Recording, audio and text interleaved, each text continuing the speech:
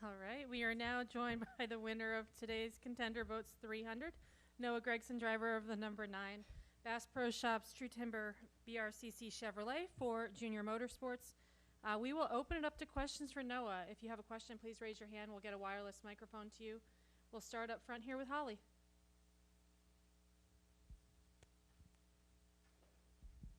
Congratulations, Noah. I just want you to talk a little bit about what this is in terms of maybe even a relief. You've had such a dominant season, a career year. Now you definitely are in for the championship four. Yeah, I'm not. Tonight's not about locking into the championship four. It's about all the hardship that we've had here at Homestead. The last 3 races, I mean, straight up kicking their ass and get a caution and don't have a very good short run car in the past and getting beat or running into the back of a lapper, cords a tire with 2 to go. Felt like we probably should have 4 of them here and we only got 1. So coming into the weekend, I really wanted to win this one more than any other race in my entire career. And we weren't great on the short run today either. The 21 was really good. The 16 was really good. The 18, but it's just believing in our group. Luke Lambert and the rest of the Bass Pro Shop team. They had great pit stops, great adjustments all race. Didn't really feel like I was as dominant running the fence as I have been years past. I don't know if that's the new Cup car.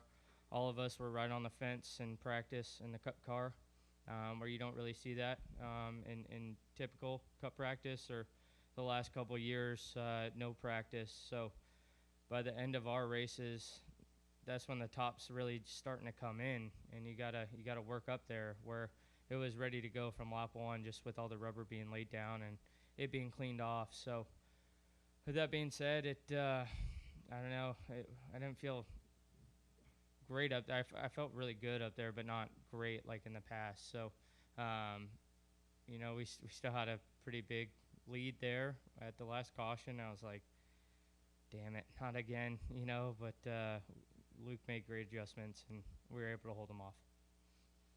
Going to go over here to Jerry on the left. Jerry Jordan, Kicking the Tires.net. Got a couple.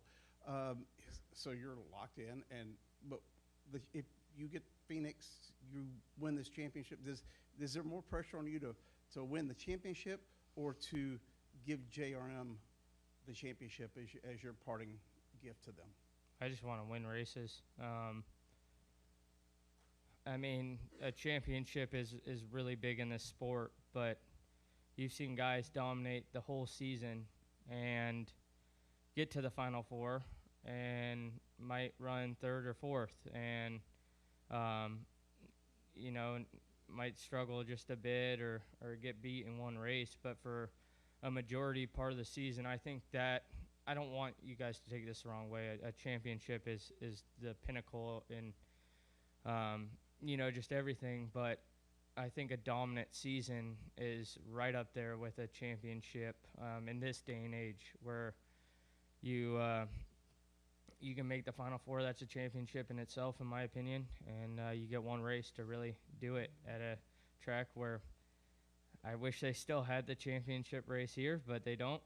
We won earlier in the spring at Phoenix, but all I know is we're going to show up prepared. We're going to execute to the highest level. We've been executing as a championship team, and I just hope, after the season ends, that people remember this season as the 9 team was the dominant team. And you've accumulated several really cool trophies. Where does this one go in your trophy case, and is it alongside the ice cream cone, or? Yeah, the ice cream cone's pretty bitchin'. I think this one, just with the story of how much hard work, the losses, the adversity, the pressure, my last race in Xfinity at Homestead, everything combined, that's what makes this moment so special. Normally these things sink in, and I'm pretty fired up after the the race ends, but I just know how much hard work has gone into winning here and trying to get this trophy, and it's pretty emotional right now. We'll go to Bob.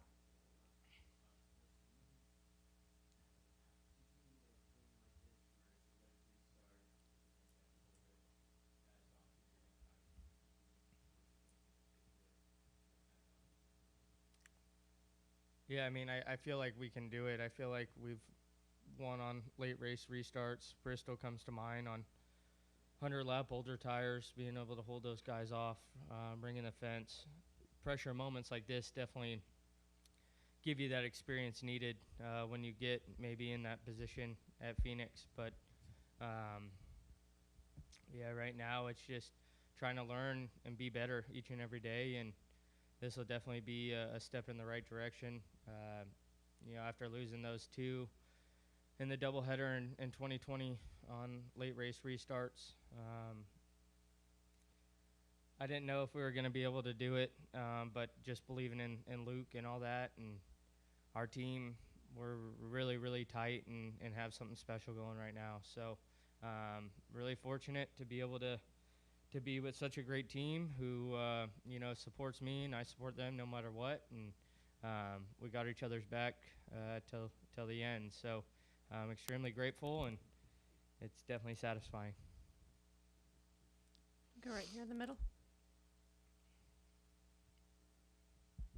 Jared Haas with FrontStretch.com. No, you've obviously been performed pretty well here at Homestead in contention for the last 4 races. What makes it Homestead a very good track for you with your racing style? Is it running the high groove or conserving tires? What's your thoughts on that? So we came here, this might be kind of a longer story, but we came here in 2019 with Dave Ellens, and he came down here in 2017 and 2018 with William Byron and Tyler Reddick, and they did their rookie test year.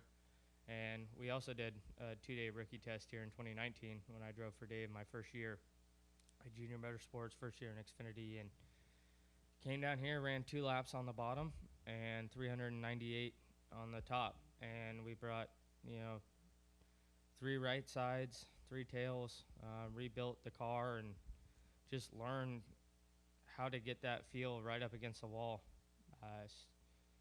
My earliest memory at Homestead was 2016 in the Xfinity race. Kyle Larson in the Ineos 42 car. It was like a red car. He was, or maybe it was 2017, he was really good running the fence, and watching it on the spotter stand, watching him get into turn 1, taking notes of how he was able to do it, coming here and testing, learning all that stuff. I give a lot of credit to Dave Ellens and his mindset on, getting around this place. Obviously, with the championship race here in the past, that was a big priority to come down here and test, and that's given me confidence on these other mile and a halves: Las Vegas, Fontana, Kansas, Darlington, places where you have to run right up there against the wall sometimes late in a race. And I love this track. Worn out, you definitely burn the tires off, and for me personally, I don't worry about tire wear at all. I just worry about going fast as I can and keeping the pace on the short run for the first 15 or 20 laps till I can get to the wall. And then once I get to the wall, I know they're pretty much fucked, So just a lot of hard work's gone into it, a lot of simulator time with Josh Wise and Kyle Larson. Kyle Larson's been a big help to learning the wall. I remember going to, it was after Kansas in 2019. We went to the GM simulator.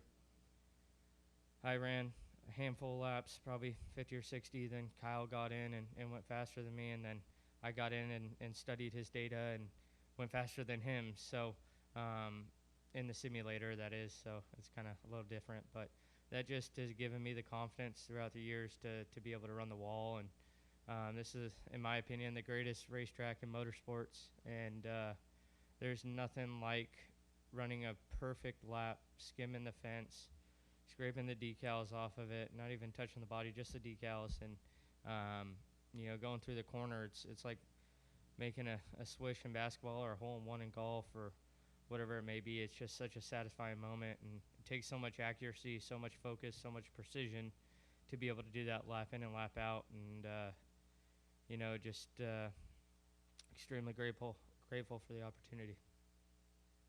I'm going to go to Jordan. Jordan Bianchi, The Athletic. Looking ahead a little bit, how excited are you for next year and going to GMS? I haven't really thought of it that much. I've been so focused and so busy on this year. Obviously, I'm very excited and very grateful for Maury Gallagher and Mike Beam and the Petty family for the opportunity. I'm excited to work with Eric Jones. I really look up to him. He's a great driver. I just listened to the Dale Jr. download with Eric and just learning more about him. I wanted to learn about him and get to know him more. He's kind of a bit quieter guy, and that was kind of mentioned in the podcast. But really excited for the opportunity, but I've been so focused this year on just trying to win races with Junior Motorsports, be prepared when we get to the racetrack, and run the cup races, double duties. You get home Sunday night late, either working out at JRM at 5:45 in the morning on Monday or down at the Chevy Tech Center with Josh Wise, working out at 7, sometimes doing 2 days, and just trying to do every single thing and not look back at the end of the year and think, man, I could have done a little more. I'm telling you, I'm beat right now, just throughout the week, just tired. I get home at 5 or 6 o'clock and pretty much just want to go right to bed. So definitely trying to apply ourselves. It's been a great opportunity with Colleague Racing and Beard Motorsports and Hendrick Motorsports this year, and testing for Petty GMS. It's been, I guess I've kind of have the most experience with different cars in the Cup Series this year out of anyone. So still trying to learn those, but just really thankful for the opportunity, and can't wait to get to it next year. Do we have any additional questions for Noah? You're right there in the back. John Newby, Heavy.com. You've talked a lot during this about the adversity and, accomplishing these goals. Obviously with, the stuff that happened during last year's championship race and then finally conquering this, does it give you a sense of calm, I guess, knowing that, hey, if something pops up, you can pretty much handle it now? Yeah, I don't know. I think just trying to learn each and every step of the way, and become better. And I've made a lot of mistakes, obviously, in my career, and just trying not to make the same mistakes twice, and trying to be prepared when we get to the racetrack. I think the tougher road sometimes is almost sweeter, and kind of like this racetrack for us, it's not gone good, and it's kind of really good till it hasn't. And that adversity, those challenges are what is going to make me better in 20 years. It's going to make me better 5 years from now, 5 years prior. It's those challenges have made me better for today. So you can never stop learning. I remember 2018, we ran 3 races for Joe Gibbs Racing, and I think we can all agree that they had really, really good equipment, and really fast stuff. Ran second in my first ever race. Not prepared at all compared to how I am now going into a race, and we were able to go out there and run second and had a really fast car, and then ran 4th at Talladega and 7th at Dover with a couple penalties, and I was like, man, this shit's pretty easy. We'll be close to getting a win here. And then,